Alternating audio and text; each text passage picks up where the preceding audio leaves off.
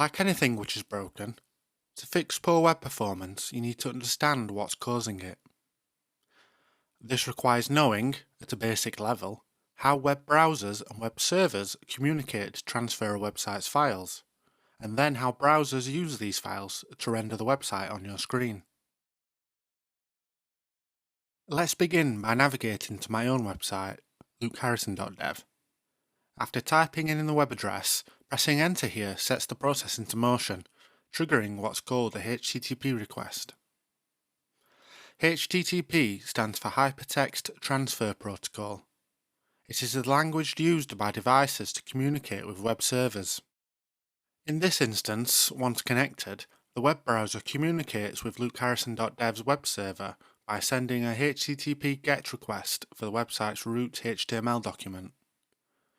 Once located, the web server sends a HTTP response back to the browser with a 200 response code, which means the request has been successful.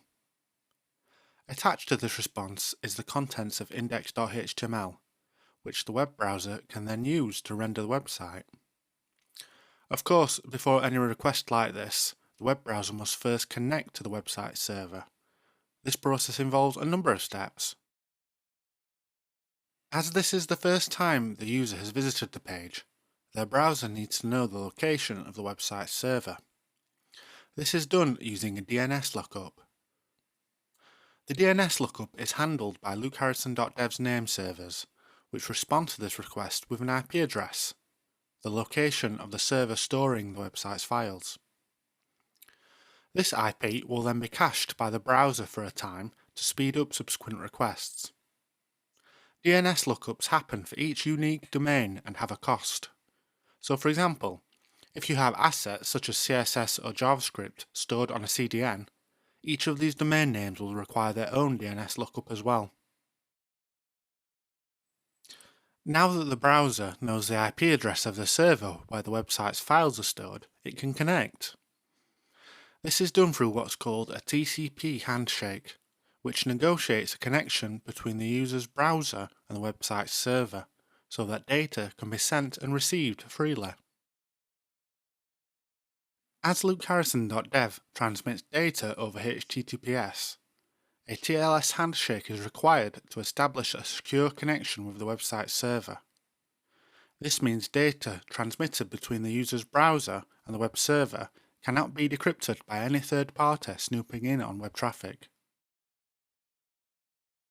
Now that the browser is connected to the website server, the server can respond to the request and send back the root HTML document. Any journey to the server and then back again with a response is called a round trip.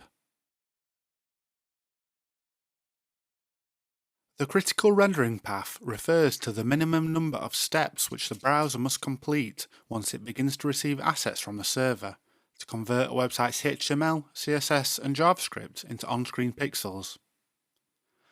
Optimizing the critical rendering path so it completes faster is one of the main ways to speed up the loading of a website, so it's important that you understand all of its steps. So what are the steps? The browser parses the HTML returned in the first request and uses it to generate the DOM, which stands for Document Object Model. As the HTML parser creates new nodes, some will contain links to external resources. If it's a link element referencing a CSS style sheet, the browser fires off a request to retrieve it and the HTML parser continues. If it finds a script element referencing a JavaScript file, unless the element contains a defer or async attribute, the HTML parser pauses until the request is completed. Once the script is downloaded, and only if no CSS requests are currently in flight, the script is executed. The parser then resumes until it runs out of HTML. Once the HTML is fully parsed and the DOM is complete, the browser fires the DOM contents loaded event. The CSS OM stands for CSS Object Model and contains all of the page's CSS styles. It is built by the browser through parsing any discovered CSS resources or browser defaults. As CSS is a cascade, Any rule can be overridden by any which follow it with an appropriate selector specificity. By default, this means the browser won't progress to page render until it has completed construction of the CSS OM, as if it didn't, it would render an inaccurate picture of the website, and you would get this flash of unstyled content. This behaviour is why CSS is considered render blocking and a part of the critical rendering path. You can see this behaviour on this website's network waterfall graph. This one in particular has been generated using WebPageTest, a tool which will be covered later in the course. The green line on the graph represents when page render begins. If we make this a little bigger, we can see this sits at the point where the CSS has finished downloading, and therefore when the CSS OM has been constructed. Once both the DOM and CSS OM are fully built, they are combined to form the render tree, which is a representation of a page's styled, visible content. The browser will use this to, you guessed it, render the content to the screen. Now with the render tree sorted, the browser can move on to calculating where and how elements should be positioned relative to each other on the screen. This is called the layout phase. How fast this process completes is impacted by the size of the DOM. The more nodes the DOM contains, the more calculations this layout phase will have to run to position everything correctly. This is not a one-off event either. Whenever the DOM is modified, for example, if the user creates new elements or changes the content of existing ones using JavaScript, the positions of affected elements must be updated accordingly. This repeat layout is called a reflow, and can be expensive from a resource perspective. This is because when reflow is triggered, further reflows are also triggered on the element's children and ancestors, and also any elements which appear after it in the DOM. Basically, a chain reaction which should be avoided. Once the browser has the complete render tree and has finished any layout calculations, all that remains is for this content to be rendered to the screen. This process is typically called a paint.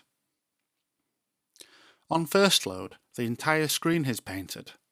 Beyond that, only areas impacted by layout changes will undergo repaint.